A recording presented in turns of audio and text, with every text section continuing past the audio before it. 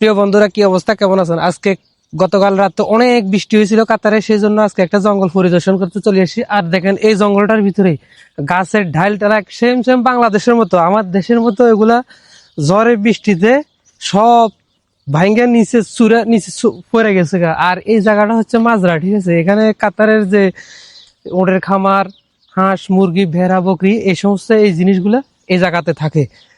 এই দেখেন কি সুন্দর এই বাগান বাড়ি বানানো হয়েছে এই জায়গায়।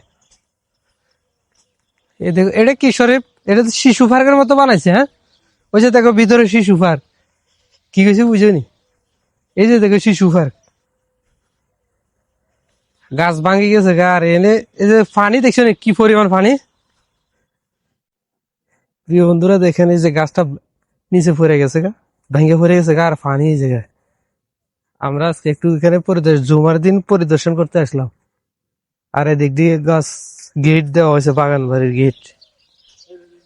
হ্যাঁ, হ্যাঁ, দেখি দেখি, এদিকে দেখা উঠে। এই দেখেন, এইদিকে দেখেন, এইদিকে ক্যামেরাটা এদিকে ঘুরে, দিকে মাজরা ধনিয়া পাতা। হ্যাঁ, দেখছেন ধনিয়া পাতা, আলু, টমেটো, সেম সেম বাংলাদেশ। এখানে আসলে মনে হয় আমরা বাংলাদেশে আছি। দেখেন কি অবস্থা। হ্যাঁ।